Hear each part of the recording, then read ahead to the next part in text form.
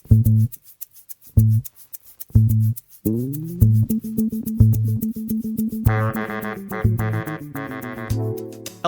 and welcome to the Career Pathways podcast. Didn't do it as good as Pat usually does, but we're doing something different today. We have a different style episode. Today is one of the most legendary people in Lyon College history, arguably, I would say. To me, he is. He's been here for probably longer than anybody else that's currently a faculty member here. And so he's also the, correct me if I'm wrong, Hesley Cox Chair in American Literature at Lyon College. Beheasley. Yes. Heasley. All right. And so, please welcome on Dr. Terrell Tebbetts. Thank you. Yep. Thank you, Jayson. Yep. So let's start off. Where are you from and what college did you go to?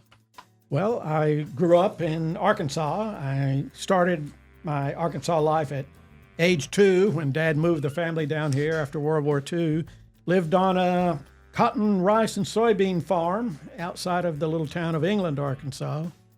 Grew up there till I was 12 when my dad died, and Mom moved us to Little Rock, where I entered Catholic high school and graduated from Catholic high school in 1962. It's a great academic prep high school.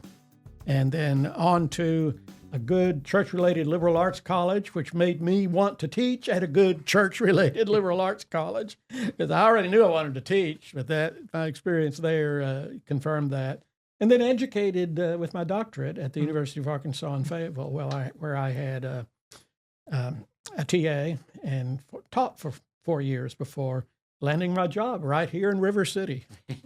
So going back to your first college, what was the name of that college, and does it still exist too? Oh, yes. Yes, it's Hendrix College in Conway, the other selective, church-related liberal arts college in Arkansas that hasn't turned itself yet into a university, as so many of them have. I think that's kind of interesting that there's still colleges too, which is interesting that it's not like a university, because it was Arkansas College, now it's Lyon College. So you came when it was Lyon College, though? No, Arkansas College. It was still Arkansas College. When did it change? Like what year? 1994. So I taught for 24 years at Arkansas College, or AC, as everyone called it. And now I've taught 30 years at Lyon College. So we weren't the Fighting Scots then, were we? Oh, yes. We were still the Fighting Scots. You're still the Scots, yes. Interesting. So this is a Career Pathways podcast, so we focus a lot on careers here. Right. The biggest thing that, a lot of people come to now is finding a job, finding a career, because that's like the biggest things that they want to get from college. Although that's not necessarily what college should be for, but what are some of the best career pathways for English majors? And on top of that, you can answer this however you want, but why would somebody want to kind of master or take a lot of classes in English despite not being an English major? Well, let me answer your question broadly first, and then let me address English. To study any subject at a selective college where the curriculum meets, gives students real challenges and helps them meet them. A selective college with that kind of curriculum prepares people extraordinarily well, no matter what their major is, for a career in the professions. I remember not too many years ago an English major who wasn't sure he wanted to go to law school, but thought maybe if he worked for an attorney for a while, he would be able to decide. So he went to Little Rock to see if there were any legal assistant jobs, found one advertised on Craigslist, applied immediately. The next day, the ad had been taken down, but he got a call from the law office to come for an interview. They told him when he was there for his interview that they had taken it down because that first day it was up, they had had over 300 applications. But they had decided on two. One, a person who had worked as a legal assistant already once before, and him, because he was a graduate of Lyon College, the lawyer said, and that's like Ivy League. So, yeah. Matt had not studied one bit of law. He had been an English major, But they weren't hiring him because he was an English major. They were hiring him because he was a Lyon College graduate, and they knew the reputation of Lyon College and what its students leave with. But particularly for English majors, Matt's career pathway was one of those that many English majors take, which is toward law school. Now, in his case, working for the lawyer made him decide he did not want to be a lawyer. But others who've done that have decided indeed they did, and some didn't need to work with a lawyer in order to decide. But why is English a good prep for law school? Well, we had the dean of admissions from the law school in Fayetteville here a few years ago to give a talk to and meet with our pre-law students. And they kept pressing him for what's the best major? What's the best major to get ready for law school? And he said, there is no one major that's best for getting ready to law school. And they kept pressing him and kept pressing. And you're just not saying, but there's one that's better. And he finally said, well, I'm going to say this. Any major that has you read a great deal, to think about and analyze what you're reading a great deal, and to write a great deal is going to prepare you for law school. Well, doesn't an English major do exactly that? That's all pretty much English majors do. Yeah, yes, indeed. So lots of our graduates are out practicing law right now. Do you think also with the English major, because there's a lot of English classes where there's a lot of analyzing like literature and taking deeper dives into not just literature but a lot of books and novels out there. Would you say that also helps for law school as well? Kind of that getting that way deeper understanding of the text as well? That's what the dean of admissions meant when he said to analyze what you read. Yeah, you don't read case law and statutory law so that you can just simply memorize what the words say. Yeah. You've got to get deeper into it and analyze it. Yeah, exactly. Like constitutional law, because everybody has a different interpretation. Oh, yes. Even the Supreme Courts at different times have had different interpretations. We've been political on this show, but we won't get political today. But so that's kind of one of the big things is why people should master English. Are there any other paths? Sure. Oh, yeah. Well, a number of English majors are planning to teach English, and ours have done that at the high school level, the junior high level, the college and university level, and are still doing it at that level. But they're just a minority. There's no one field that a majority of English majors go into. A number have gone into library science. Well, what better preparation for a graduate degree in library science than an English major? A number have gone into corporate communications and journalism. Let me tell you a story about the journalism. We did a study when we created the journalism concentration here at Lyon by calling the newspapers, speaking to the individuals there who were in charge of new hires in the writing and editing area of the newspapers. We talked to those people at the Arkansas Democrat-Gazette, the Tulsa World, the St. Louis Post-Dispatch, the Dallas Morning News, the Houston Chronicle, the New Orleans Times-Picayune, all over the region. One of the questions we asked them, what majors do your new hires typically come from? And we put an emphasis on the majors, plural. And the number one one was journalism, of course. But the number two one was English. Yeah.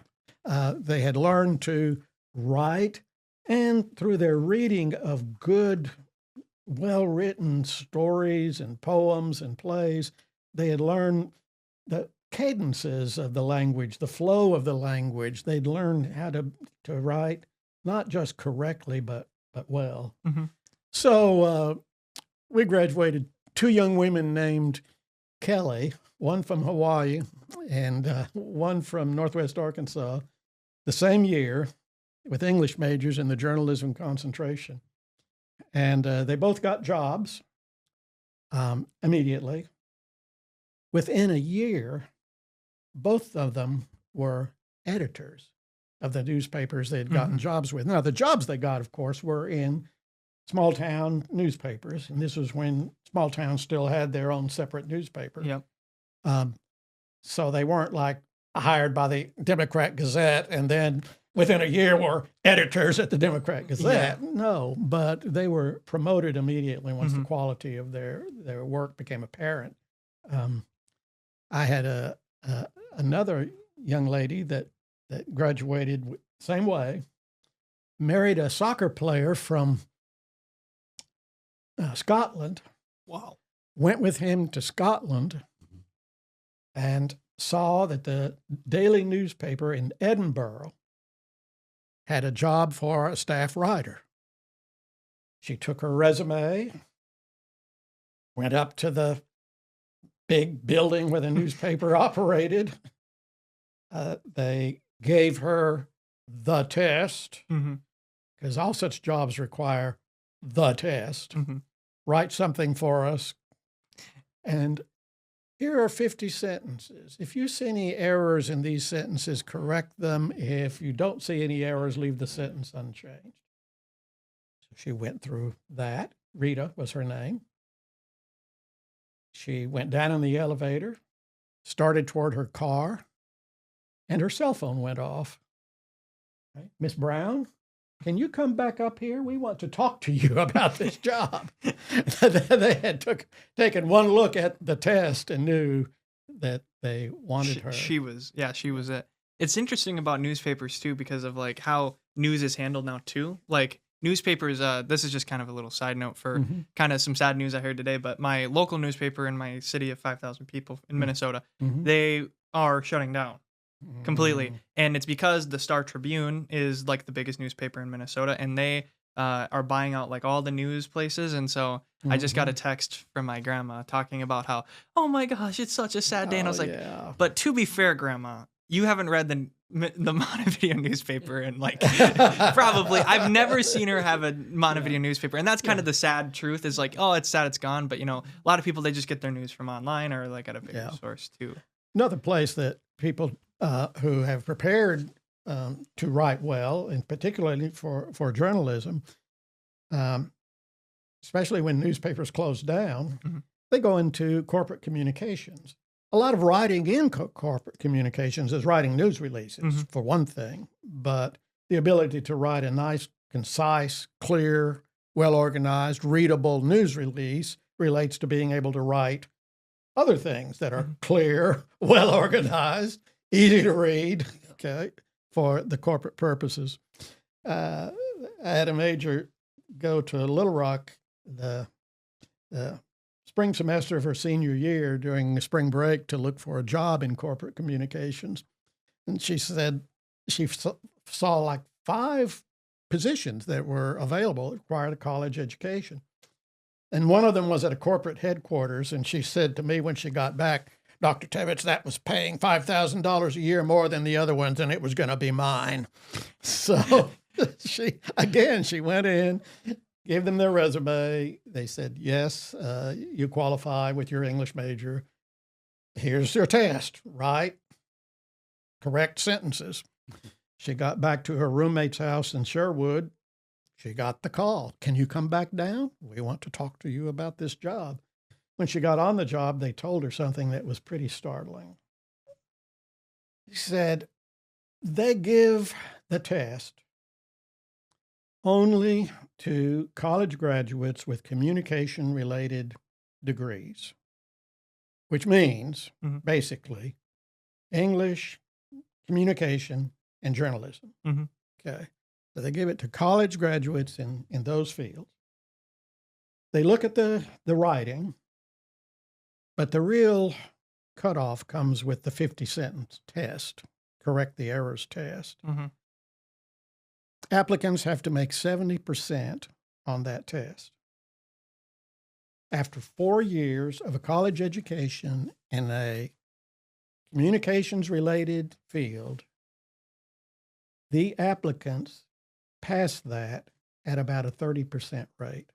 70% cannot get a job in the field they majored in Mm-hmm. because they don't know what corporate America expects them to know. Yeah. Would you like to know what Robin made on that test? 100?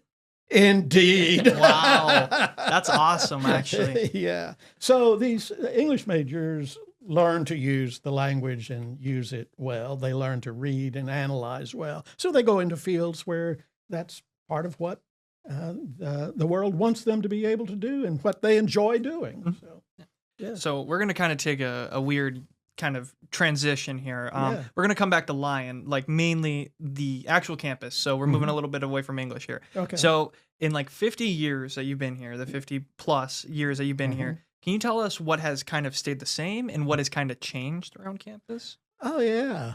Oh, yeah. Because I'm sure there's a lot. Okay. Well, for one thing, the campus has grown exponentially in student body, in faculty and staff, and in just size. Mm-hmm. Okay. When I came in the fall of 1970, there were 298 full-time students and 22 faculty members. Okay. The campus started at Brown Chapel, as it does now, and moved eastward to the library and the quad. That was it. No apartments, no dormitories on the east side of campus, no Edwards Commons. No Alphen?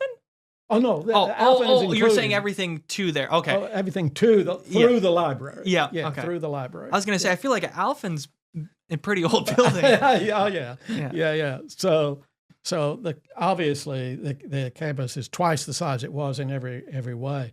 But more than that, we worry about finances, and we're always raising money at Lyon because education is expensive. Yep. But we're on such a stronger financial footing now than we were then.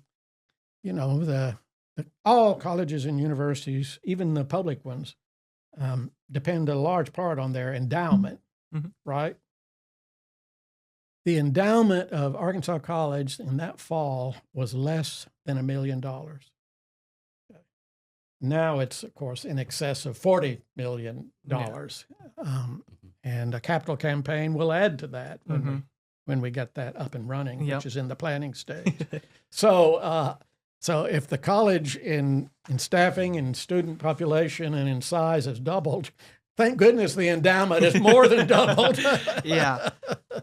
But I mean, also going back to that's crazy to think about that there was only 200 total students. 298. 298. Yeah. Because if I remember correctly, this class that just came in, so including transfers and new faculty and everybody that we've added this year, is over 290. Oh, yeah. Yeah. Which is crazy to think that now one class is. But I mean, also I've heard that recently we've had a big kind of spike here at Lyon too. The graduating classes have been getting exponentially bigger too. Well, exponentially bigger in comparison to what we were graduating when the COVID that's fair. Reduced college enrollments here and everywhere. I was going to say, college enrollment during COVID was rough, and college during COVID was rough. Speaking on that, can you tell us how you taught during COVID, if you don't mind me asking? Well, I had an American Lit class and a advanced composition class that we did on Zoom. Okay. They were all juniors and seniors. They were used to doing college work, doing it on time, doing it well. They were in courses that they had elected to take, either because they had chosen the major or chosen the concentration that required it, or they just wanted it as an elective. And so they were all motivated students. We did it synchronous. We met every day at the same time, everybody on camera, and it worked pretty well. That's what I was wondering, if you did it asynchronous or if you did it synchronous, because I know a lot of professors went that asynchronous route where it's just so I'm going to make a video and then you're going to do that. No, I wanted to interact with them. You got the, I want that synchronous class. But were you in Lyon, recording and showing off in your my whiteboard? office? In your office. Yeah, that's what I was figuring, because I know a lot of people did it from home too. Yeah. So yeah, that's really interesting because, I mean, and you did, how long was Lyon completely online? Was it just for that one semester or two? Well, half of the previous semester. Yep. But I was off that previous semester. Yep. And then we started back in classes in the spring of that semester. And it was just that spring, and then everybody came back. Everybody came back in the spring. Yeah. That's interesting. Yeah. But so the campus has obviously grown way bigger. But can you tell us kind of like the things that have stayed the same? They've been remodeled and renovated. What is kind of the closest building to what it was when you got here, if you had to take a guess? Well, the gym, Brown Chapel, and the dormitories on the quad, and this central part of the library. The additional rooms on the east side of the library were added after I got here. Those are the same. The Alphen building looks the same from the outside, but it's different. So how was Alphen kind of set up when you got it? Was a cafeteria. Really? Yes, it was a one-story cafeteria. There was no second floor. Okay, so when we built Edwards Commons, the one that burned, that we were now replaced with the existing Edwards Commons, the architect made a plan that essentially gutted that building down to the outside walls and the roof and built a new building inside the shell of the old building and turned it into a classroom and office building. Yeah. Because Alphen is kind of tight, like space-wise and class-wise. So that's why I was wondering if it was a class originally. That is really interesting, though. That kind of explains things, doesn't it? Yeah, it does. It does explain kind of why like some of the rooms are like still like super kind of big and and like why the roof is so tall and and why the second floor is so high up and those ceilings downstairs are so high and they're so high. Yeah. I thought it was maybe like a church building because of how high the ceilings were, like a smaller, like maybe like a prayer center or something. But that is interesting. That's a lot. That it was a lunchroom. All right, so now we're gonna kind of shift to your academic focus. Okay. Throughout your career, so. You're predominantly in American literature, stuff like Faulkner, Steinbeck, F. Scott Fitzgerald. So what kind of drew you to American literature, and especially these authors in particular? Well, that's a good question, Jayson, because in graduate school, I was all about British literature. Really? In my first decades here, I was the one handling the most of the Brit Lit courses. But I also was a constant reader of current fiction, and a colleague at the time named Charles Oliver and I decided to do a team-taught course every other year on modern American fiction. And we would choose a different set of 6 or so novels every time we taught it. And we would always choose a Faulkner, okay? In the process of teaching that course, every time I read a new Faulkner, I was like, my gosh, this is incredible. And then finally, I assigned Faulkner's Absalom. As it turns out, I didn't know it at the time, Faulkner scholars consider it his major work. General readers know of The Sound and the Fury and As I Lay Dying, They don't much know of that novel. It's longer than those two, and it's even more complex than The Sound and the Fury. I guess that's why literary scholars like it so much. But I was just blown away with it. I thought, this is America's Shakespeare. This man is America's Shakespeare. He has the depth of understanding of who we are and how we operate, and the incredible mastery of the language itself that Shakespeare had. I want more Faulkner. And gradually, as a disciple of Faulkner, I was led into becoming an Americanist. But that's also interesting, too, because I feel like if you ask like a general population of who do you think is like the American, like, the guy, like Shakespeare, a lot of people will probably say Poe. But I think Faulkner is probably way more in tap, because Poe's is so dramatic and dark, like dramatic, kind of like Shakespeare, but it's a darker twist. Like he's very like, he's very I wouldn't say noir, but he's got that vibe to it. You know? I enjoy teaching Poe when I teach the early American Lit course, and we do his poetry and his number of his stories. He's fine. He's one of America's best. And Twain too. Faulkner considered Twain's Huckleberry Finn the great American novel, and many do. Yeah. So talking more like, so then we have like Steinbeck and F. Scott Fitzgerald. Like, so you can kind of see how things kind of like how the different writing styles evolved, and especially to modern American literature too. What would you say is kind of like and we'll get to the next question too, but this is just kind of my own personal little question, is what would you say is like the biggest change that you're seeing in modern reads that you've read, like modern, I would say modern, like 80s to present, compared to like these guys from the late 20th century and the the early 20th century and the late 19th century. Especially novelists, I hear you asking. I'm always reading new fiction, and I guess I would say that postmodernism has led to a lot of what you call metafiction. Yep. And so there's more and more of this metafiction being turned out, which led to the class I taught in contemporary fiction last year, where we took 2 Faulkner novels and then 3 very contemporary novels that were clearly written to be in conversation with Faulkner's novels. All 3 of them by women, 2 of them being Black. And so it was wonderful to see contemporary women interacting with this dead white male, very directly and very clearly in the way they structured and peopled their novels to imitate, to suggest, to be in conversation with Faulkner's.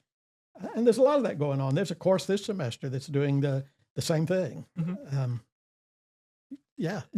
Starting with, in this case, The Scarlet Letter. Oh, yeah. Yeah. But no, that's really interesting. And I mean, literature worldwide has evolved so much too, especially since like I feel like once we've gotten to this technological age now too, like I almost feel like you're kind of getting to a new, like we're almost at a point where like literature is evolving into a new kind of way, I guess. I don't know. It'll be interesting to see what the writers of the future do. Yeah, there's a lot that's being written online and read online too. It's published in book form and then published in ebooks. Practically every novel is published in ebooks. But everyone expected that meant paper novels would be slowly disappearing, like newspapers, as you mentioned, have been disappearing. But the statistics show that's not the case. I think it's actually the opposite. No, I saw something that said like a lot of books. I mean, like some of the brick and mortar stores are struggling a lot, but that's just because brick and mortar in general has declined. But like people are still like from Amazon, like some of the best sellers are novels, like actual novels being shipped in paper, which is I think a lot of comes down to reading style. I don't think paper novels will ever go away, just because a lot of people they struggle to read. A lot of people struggle to read online, and it comes from like the blue light and there's like a whole bunch of science. Yeah. So moving on, going off the last one, are there any American authors that are like must reads other than the ones we just mentioned, like are absolute must reads for people in general? Like change. It doesn't have to be life changing, but maybe something that just is kind of Well, that's an interesting question, Jayson, because a friend of mine that works as a banker here in town asked me at the Kiwanis Club meeting like 6 weeks ago to give him a list of 3 books that everybody ought to read. He just wants to get more into good novels. So I thought for a little bit, and I said, well, have you read Steinbeck's Of Mice and Men? No. Read Of Mice and Men. Okay. Have you read? Then I thought about Faulkner. What might he like about with Faulkner? And one of Oprah's picks, when she was picking some Faulkner novels for her classic book club, was Light in August. So I suggested Faulkner's Light in August. And then an additional Steinbeck, much longer than Of Mice and Men, but I didn't suggest it to him, but I've suggested it to many people. And it was an Oprah pick. Oprah's picking good fiction that she thinks everybody should read, and I generally agree with her picks, was a novel published in the 50s called East of Eden, made into a movie one of James Dean's 3 movies. He played one of the leading characters in there. Just a terrific novel that one of my students one time told me had changed his life. The young man played by James Dean as one of 2 sons of a rather stern father. Adam is the father, east of Eden, get it? Yeah. One son is named Aaron, name Very, starts it's with very on the A. nose, yeah. The other son is Cal, name starts with C. James Dean is Cain, Cal. And in growing up, he could do no right. Mm-hmm. He could do no right. And his brother could do no wrong. And their mother had abandoned the family. And he was entering young manhood or late teen years thinking, I'm just like Mom. I'm no good. I'm not good for anything. I probably shouldn't have been born. But this student had an older brother who had been Mr. Perfect. Mm-hmm. Yeah. He had not been Mr. Perfect. Yeah. Well, the household has a Chinese-American man who works around the house and is an employee of the family, but is also a highly educated man. And he's, in fact, translating the Old Testament for himself. He can read Hebrew. Wow. Yeah. Talk about an incredible guy. And he calls Cal over one time because he knows how Cal's been treated and what it's doing to Cal. See this Hebrew word? It means thou mayest. It does not mean thou must. It means you're not compelled to do this or to be this. You may, thou mayest do this or be this. You're a free man. And that affects Cal, and it had that profound effect on that student of mine. So, yeah, some Steinbeck like that. Yeah, good stuff. Yeah, some Faulkner like in August. Yeah. But all right, so Cormac McCarthy is another favorite. I was gonna mention. I've been reading. I haven't, because I've been so busy with the beginning of the semester is always super hectic. Everybody's like, and everything's getting. So I'm probably gonna pick up more on that once I get farther into the semester. But I really like Cormac McCarthy. I think his work's really good. Yeah, I tell you what, he is also a writer that Oprah chose for publicizing. Yeah. Made some of his works a pick. I can't remember which. She also was the only TV personality that Cormac McCarthy ever agreed to be interviewed by. She called him hoping for an interview. I think after The Road came out, maybe No Country for Old Men, but late in his career. Yep. And she figured he'd say no because he said no he did not like interviews. He said yes.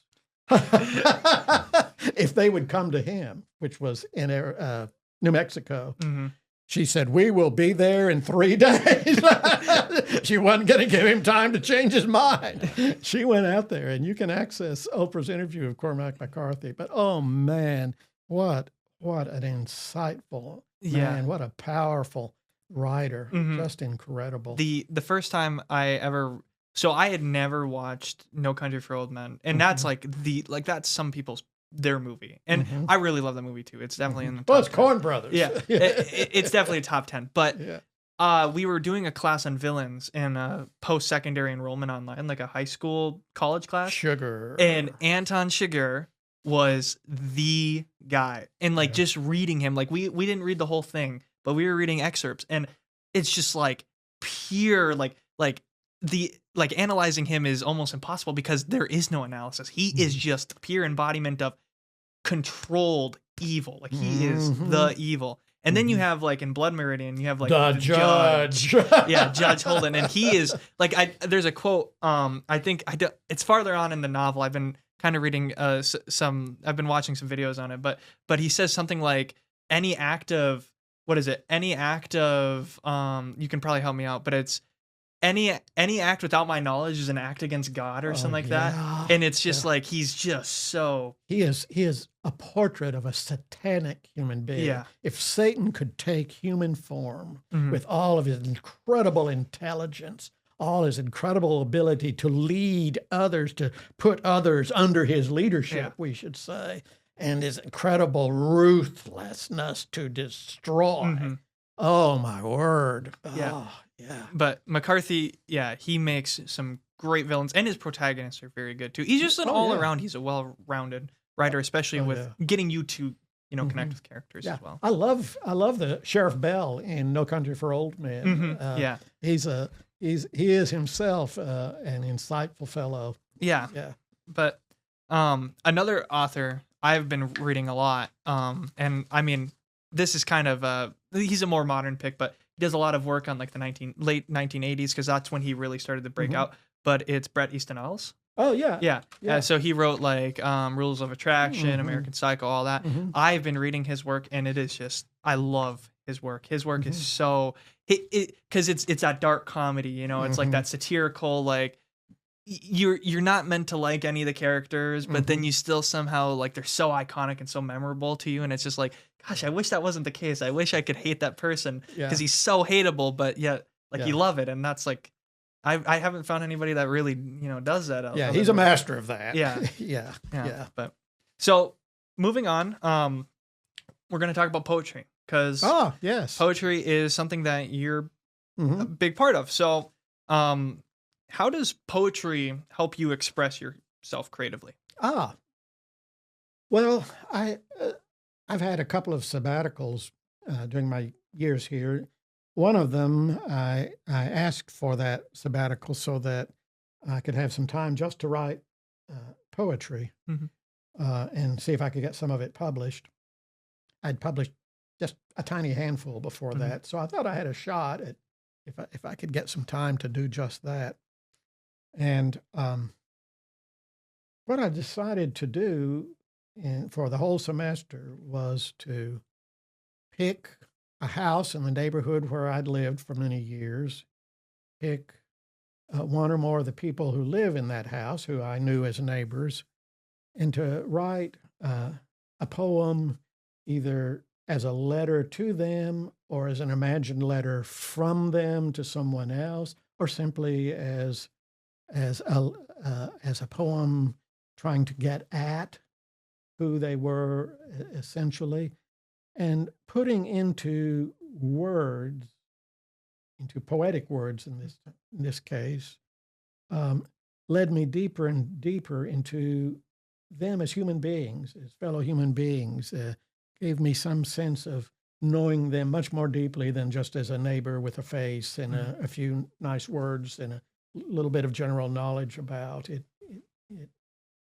Language leads us into the heart and soul of other people. And then sometimes you just want to express yourself in a way. I did that once in a poem. I can quote. It was in response to a poem by Philip Larkin, who was Britain's poet laureate for a number of years and who wrote very dark poetry. Do you know some of his poetry? So I had a really big, I was lucky enough that my high school had a poetry class. And so for a whole year we read poetry. There was so many, honestly. The name is familiar though. The name is familiar. Well, you may remember this poem because it's often quoted. It's called "This Be the Verse." And it goes like this. Can I use the F word? Yes. Yeah, we'll absolutely. For you, we can make the exception. Well, it's in the poem. It's in the poem. No, it's perfectly fine. Okay. Yeah. They fuck you up, your mom and dad. They may not mean to, but they do. They fill you up with all their faults and add some extras just for you. But they were fucked up in their turn by fools in old-style hats and coats who half the time were soppy stern at one another's throats. Man hands misery on to man.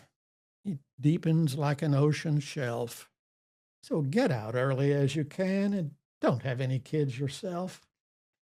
Well, that was so opposite to me. I had to write a response to it. And I did. And I have published that response, in fact. And it goes like this. It's, "This be my verse.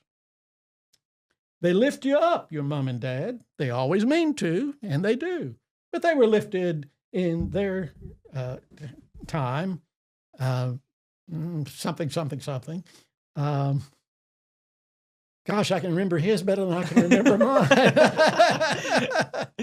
Oh, yeah. They were lifted in their time by folks who wrapped them warm in winter coats and wrapped a woolen scarf around their throats. Man hands nurture onto man. It rises like an ocean shelf. So start out early as you can and have a lot of kids yourself." So there, Philip Larkin. Okay. Another one I wrote that was self-expressive, but also getting into a person that was very dear to me, my grandfather. I have a 1951 Buick. Mhm. I have it because it You was mentioned an that, yeah. anniversary gift from my wife, and she gave it to me because I always talked about my grandfather's Buick, and if I ever came across one, the way I put it, if Lord ever threw one in my path, Diane, I'm going to have it.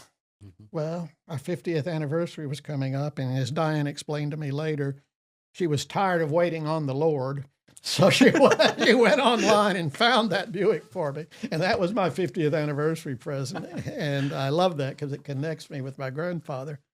So I wrote a poem about it. This Tuesday trips, I'm starting part way, just a couple of verses toward the end of the poem. This Tuesday trip's constitutional.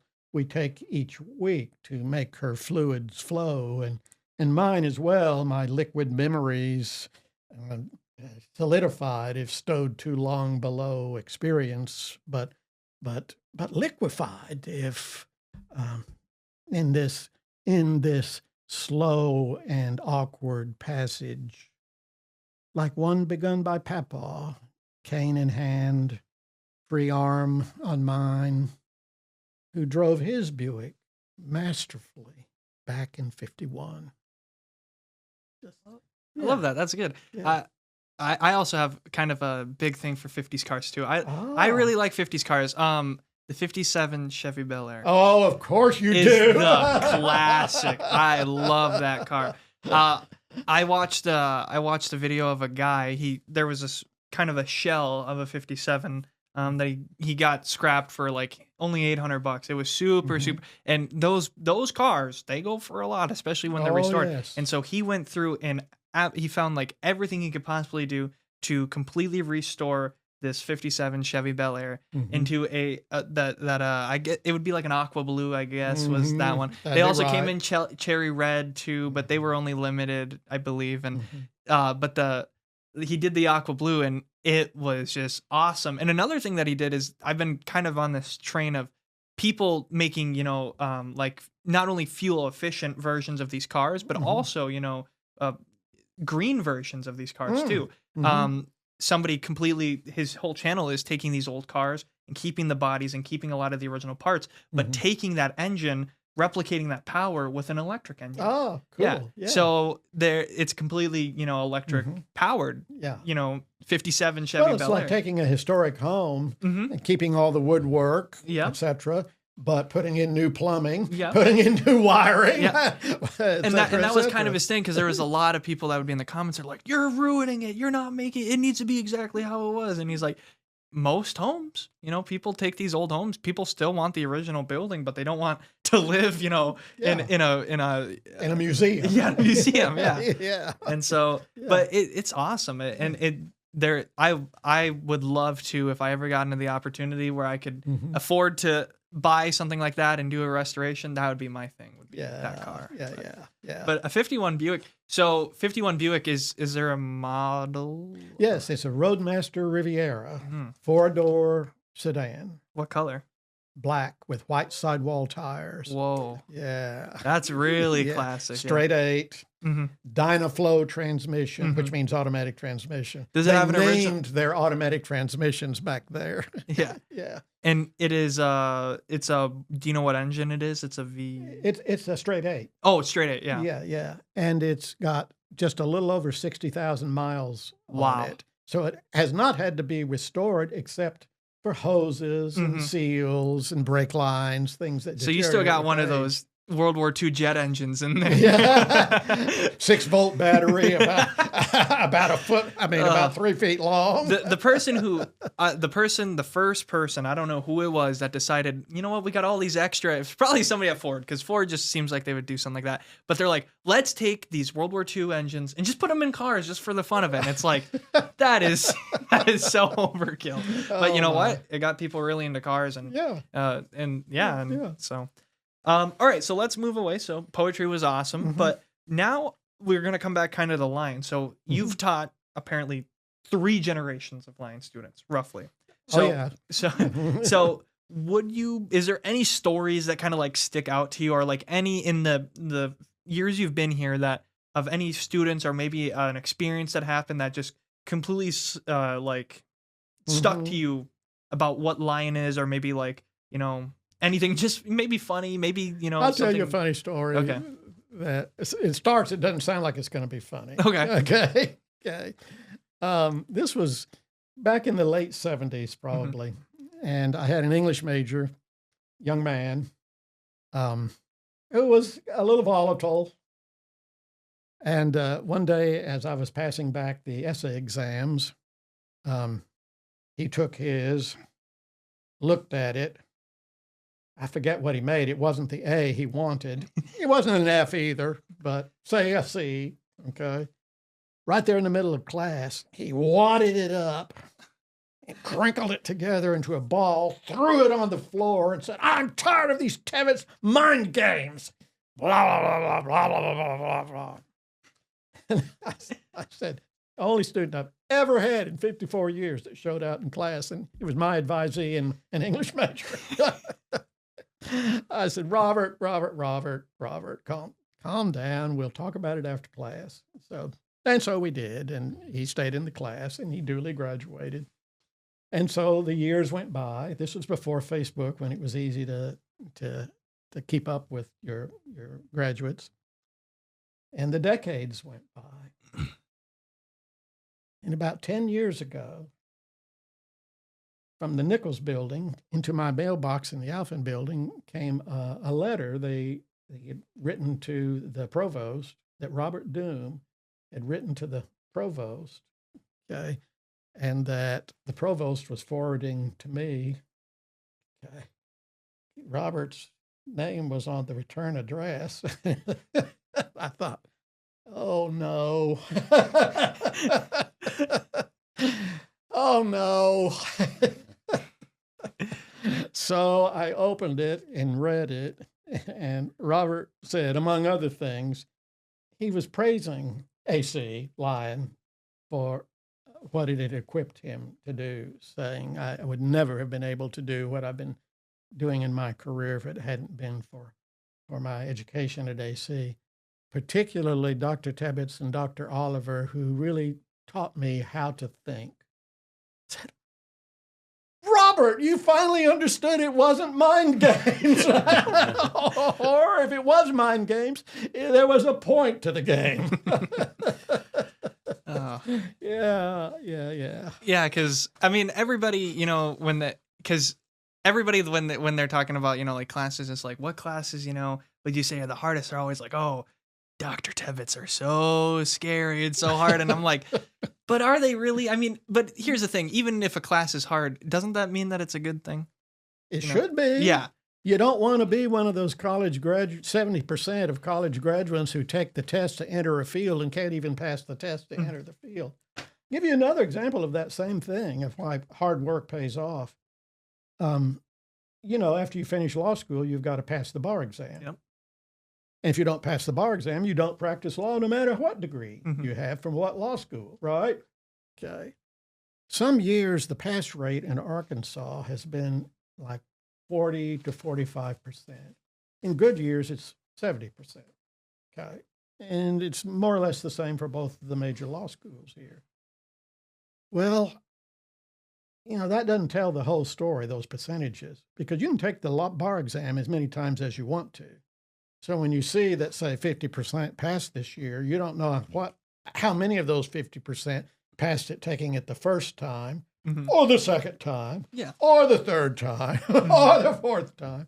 I read somewhere that President Biden had to take it 11 times before he passed the bar exam back home. Now, I don't know if that's true. Don't take it as gospel. So I know two local attorneys who have been on the board of bar examiners who score the bar exams. And I asked them both at separate times where they weren't influencing each other in their answer, why is the pass rate on the bar exam so low after 7 years of education before taking that bar exam? And both of them said, independently again, they cannot write.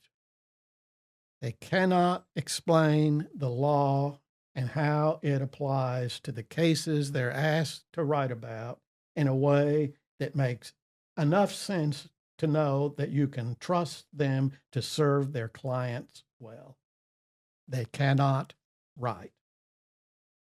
So back to the hard English. writing courses are what they needed. And like the thing is too is like when people say like I want to take, like, oh, these classes I'm taking are so hard, and like people, I hear a lot of people they'll drop and do easier classes, but to me, like, I feel like, of course you're always gonna have classes that are easy to you, or there's gonna be classes that they're pretty straightforward, right? But I feel like the classes that are the ones that are like making you so frustrated are the ones where you're gonna think about it more too, and so you're gonna look back on that and really remember like this was so hard. I'm gonna remember everything in that class. Yeah. And I mean, and also, and kind of a key in point, I feel like if you pay attention, nothing's hard. Yeah. That's kind of the ultimatum, right? Yeah, yeah. Is like if you pay attention, you'll understand. Yeah. And yeah. That's and what ask I've noticed. Questions. Yes, and pay that's what I've attention and noticed. ask questions. The advanced composition, your composition class, so far, if you're paying attention, you understand. Yeah. Yeah. Yeah. So, yeah. I like that. Yeah. So, all right, moving on. Got a few more questions. Okay. We're running too long, but who cares, So you have served as a faculty advisor of the Lambda Iota chapter of Kappa Sigma. Yeah, yes. for over 4 decades.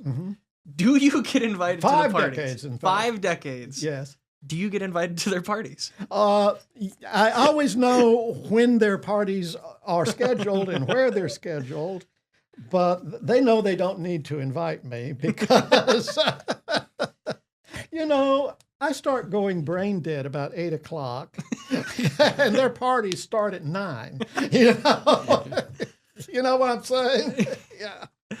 No, that was just a fun one that we threw in there just because. But 50 years, so 5 decades as the faculty advisor. Yeah. And I am a Kappa Sigma. Yep. Yeah. And so, I mean, we can go back to like, how has that changed? Like, has that kind of stayed very similar to like the program and like the people who are in it? And yes, it has. Organizations attract people who are like to the organization, who are like the people who are already in the organization. And thus they perpetuate a certain personality and a certain way of operating. And fraternities and sororities do the same thing. So yes, from the beginning, the Kappa Sigs tended to be the pre-professional male students with a wide variety of interests, some of them more academically oriented, some more experientially oriented, some athletic, some artistic, but all tending to look forward to some sort of postgraduate role, which was motivating to them to get serious, do their work, but also have fun at the same time. I mean, that's what the fraternities and sororities are for. So but that is really interesting. 5 decades. That's awesome. So now we're gonna move kind of to Batesville because you've been at Batesville member for a very long time now, Yes, too. now. Yes. So you've been a valued member, too. I want to point that out. And you've served in a bunch of volunteer leadership roles. Right. But how has Batesville kind of changed over the years? Because we've talked about how Lyon's been changing so much, but Batesville itself, I mean, surely there's got to be some big things, population. Well, I'll tell you how it changed, but I'll also tell you how it remains the same. Batesville has always been a town where there's okay, let's take care of this problem ourselves attitude. Family violence prevention organization grew out of the desire of local people to serve women and children who were in danger. Help and Hope grew out of a local desire to help people who were hungry or food insecure. John 3:16 ministry grew up out of a desire to help people who had addiction problems and needed a Christian boot camp to help them out. All of these generated locally the Independence County Youth Athletic Association, a locally run nonprofit, the Batesville Preservation Association, local residents wanting to do something to protect and enhance and encourage further preservation and restoration of our historic properties grew up. Just this sense of there's something that we could make better. Let's get together and make it better. And that's been the case for the over 50 years I've been here. The thing that's changed the most, I guess, is the business community. It has radically changed. The town had 3 department stores, women's and men's clothing stores, all locally owned when I came here in 1970. Now, where do you buy clothes in Batesville? Walmart, TJ Maxx, That's it. Yeah. Okay. But there was no Walmart or TJ Maxx when you got here. There was not. All the restaurants in town were locally owned. There was one franchise. McDonald's? Nope. Oh. McDonald's wasn't even here. I was Kentucky gonna say- Fried Chicken was here. Which we still have. We're in the same spot, too. Wow. Yeah. Do you know what, though? They don't do buffet anymore. They don't do what? They used to do buffet at Kentucky Fried Chicken. Okay. And as far as I know, they don't. Oh. Which was like their big thing for a very long time was, they had a buffet there. Oh, yeah. Kind of like how Pizza Hut did it. Pizza Hut during the 80s and 90s was like Oh, yeah. I remember place that. for like, pizza and like, and now it's like, where do you get pizza?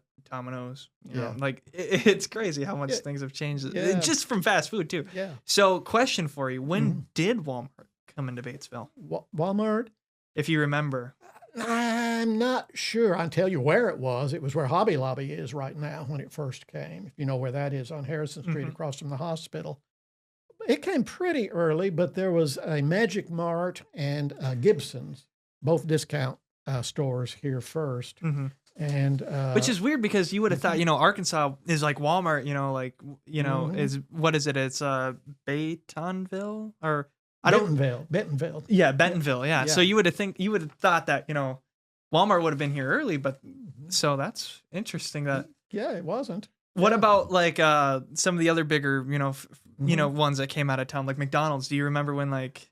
It came fairly early too, in the place where it is now, but in a totally different building. They tore it down and built this in its place.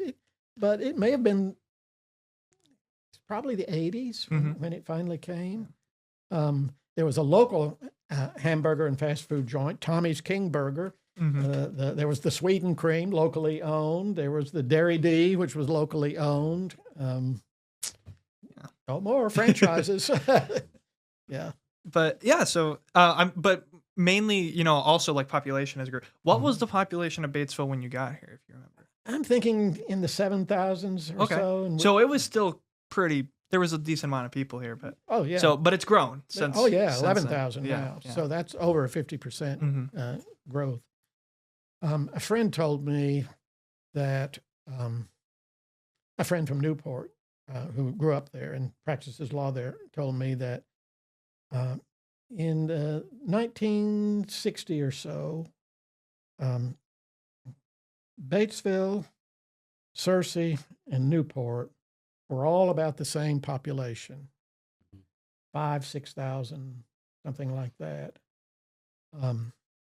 And then the freeway came to Searcy, and its population exploded. It became a bedroom community for Little Rock and North Little Rock. Newport's business leaders were against bringing in industry. They were afraid it would siphon away cheap labor from the farms of the flatlands, and they didn't want industry competing for non-skilled labor with the farmers for non-skilled labor. So they kept industry by and large out. Batesville pursued industry, and so my friend, who is an attorney and is deeply involved in his own town, attributes Batesville's steady but not phenomenal growth like Searcy has had to the business leadership's acceptance of change and encouragement of change, seeing change coming and thinking how we need to change our business operations. And that's kind of common too, because I've noticed like a lot of towns that sit at like this, like for example, where I come from, Montevideo is 5,000 people, where they sit at like this like 5 to 10,000 range. I've noticed that a lot of it comes from they're wanting to change, but not too much change. Because like the biggest thing for like my town was we used to have a college, believe it or not, in which is crazy to think, super small town like that having like a semi-prestigious kind of, private college, but it was called Wyndham College, burned down in the 1920s. And so then there was talks for like 40, 50 years of building another college. And then the Minnesota state, the big, ones were like, hey, this is like a prime spot southwest. We could have everybody come together. This place is perfect because you have all these towns that are like 20 to 30 minutes away. So, and we could build a lot around it. Commuter campus. Yep. And they said, no. They said, we do not want college students because they're going to bring in a bad reputation to the town. And so what happened? They passed up on having the Southern Minnesota State University, which is SMSU. And so then they went even farther southwest to a town called Marshall. And Marshall, I believe, when they went there in the 80s, had like 4,000 people. They now have 19,000 people, and they are steadily increasing. And the college is actually going to have a massive expansion, and they're projecting to get another 10 to 15,000 people in the next 20 years just from this college expanding. And that's kind of like the crazy thing. Demographics show that the small towns that are thriving tend to be college towns. In Very Montevideo, interesting. the town where I'm from is also considered a dying town now, even by the state of Minnesota. Its population is declining, and the businesses I'll put it this way: you would think there'd be more businesses as time go on. There's less businesses with the same amount of people, so it's like it's kind of all congregating to like a couple places to eat, to work, to do things, and so. But then these college towns, they're thriving, and because you need places for the for the students to work, so then you have more workers working in the community and so on and so on. But my friend from Newport told me that the only reason it hasn't lost population is because they built the 2 prisons there, and they get to count the prisoners as part of the population. That is actually really interesting because it's like because I don't think they consider college students to be residents though, so. Yeah, college students can be considered residents if they want to in their college location. Depends on where they register. They can register at home or they can register where they're living at college. All right, so the final big question that we're going to ask. I know we made it to the end. Okay. We made it to the end. Okay. So you've been teaching for 50 plus years. What, at this point, keeps that fire, burning? What keeps you, going as a professor at your current stage? Well, I get asked that, because people say, how many times have you taught Western World Lit? Doesn't it get boring? No, because you may be teaching the same material, although you do change it from year to year, but basically the same material. It's never the same class. You know why? It has different students in it, and you're getting to know and interact with another set of students who you find an interest in and want to become part of their journey forward. And that's what it is. It's the students. And I think that's true for everyone who decides to spend a teaching career at a liberal arts college. It's teaching is number one for us. Not necessarily so at a big university. In fact, you want a story that points that out? One of my English majors went on to grad school to prepare for a college teaching career, and he went to Southern Illinois for his master's program. And I had told him, now, Dennis, don't expect your professors to be interested in individual interaction, etc. They're evaluated and promoted based on what they publish, not on how they teach. He came back after that first semester and said, you don't know how right you are. He said, he was a TA. He said, I shared an office with another TA. You know what I mean by TA? Yeah. Anybody who doesn't, it's a teaching assistant, a graduate student who has some freshman level classes to teach. He shared an office with a TA, a young woman who had a class from her supposed academic advisor, from the professor assigned to be her academic advisor. Let's put it like that. Okay. She made an appointment to see him about something she wanted to see him about. She went to his office at the appointed time, came back to the office she shared with Dennis and said, do you know what he said to me? I don't have time for this student shit. Quote, end quote. I can see how somebody like that would get bored with teaching the same thing year after year after year. But how can you be bored teaching the same people year after year after year? It's not the same people. It's not. Yeah, it's not boring. And I mean, I feel like when your professor has that fire, to teach, you're getting a better education overall. Oh, yeah. Because if your professor doesn't want to teach what he's teaching, then, what's the point? How do you know what you're getting taught is what you want to Oh, there was a big article, Jayson, in Atlantic Monthly. Oh, I've got it cut out and put away somewhere in my office probably 10 years ago by a man who had been an admissions officer for some of the Ivy Leagues. Mm-hmm. And the point of his article was when a student comes to an Ivy League university, they get to sit in awe of eminent professors, but they're not being taught by those eminent professors. If they're learning anything, they're learning things from each other. They're a highly gifted, easy to learn students to begin with, or they wouldn't be there. But they're not learning from their professors. He said, if you want to go to a place where you will be taught, go to a small Midwestern, he put it, go to a small Midwestern university or liberal arts college. That's where you'll be taught.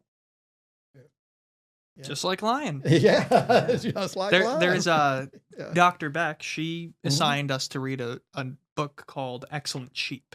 And this book was talking about, what is the difference between the biggest thing is how to get students out of the mindset that college is only for a job and that college, if you don't go to an Ivy League school, you're not getting the right college. And basically he actually said the opposite, people who are getting the most out of college are not the Ivy League. It's of course they're going to be able to have that prestigious title, get the job, but a lot of the people who learn the most and have the most fun and make the most memories at college are these people who are at these small liberal arts colleges and these small universities. If you do a kind of value added assortment of what a student is like as a beginning freshman versus what that student is like as a graduating senior, studies will show that there's not that much value added at an Ivy League university. There's a lot added at good liberal arts colleges. And not to mention, too, is a lot other than a select few, the Ivy Leagues tend to be way more expensive than. Yes. The only ones I can think of that are on the semi cheaper side are the ones that have super, super dedicated rich alumni, like Harvard, the ones that $1 billion endowments. Yeah. So their tuition's only, $10,000 compared to $60,000. But my friend who goes to the University of Minnesota, it's not Ivy League, but it's a big school, 25,000 people, and he said professors, they aren't really there. They're there, but you almost feel like they're checked out, they don't have time for that student.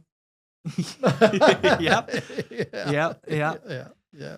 So, All right. any final things that maybe any plans, any new classes that you're going to be teaching next semester, or maybe something you just want to shout out, or No, my classes next semester will be classes that I teach on a regular basis, the World Lit class and an American Lit class. I'm planning to apply for a sabbatical to write some more poetry. So I may get a semester off to return to that part of my life. are you going to go anywhere fun on your sabbatical? Like, maybe go abroad or anything? No, I do love going abroad. Yeah. Diane and I have been to England 6 times, well, Britain 6 times, and to Greece for 10 days, for 3 weeks in Paris and northern France, and love going abroad, but I wouldn't do that on a sabbatical. If I tell my provost that I'll be on sabbatical writing poetry, I'm going to be on site writing poetry. I'm not going to be entertaining myself with my travel. Yeah. All right. Well, I am amazed that we got this to finally happen, because you were like the guest that we've been trying to get for a very long time. Oh my goodness! Well, and so we finally made it happen, and we got it. So I just want to thank you for coming. Well, I thank you for not giving up on me. I know Pat contacted me last year with some possible dates, and every one of them I had a conflict with. So he grabbed me this year at one of our opening meetings and sang. Got in early this year. Yeah. But hey, this year was definitely way better because we got a way higher production and we had way more, free time to actually make a great. Well, I've enjoyed this. Yeah, it was awesome. So, that's been the Career Pathways podcast. We like to end the show by talking about where we can find the podcast. So, Mr. Pat Lynch. Everywhere. You can find the podcast on 99.97% of platforms. Same number that gets killed by Germ X. So, with that, I'm Jayson Nichols signing off. Thank you, Dr. Tebbetts, for coming on. Okay, thank you both. I'm glad you didn't give up on me. Bye.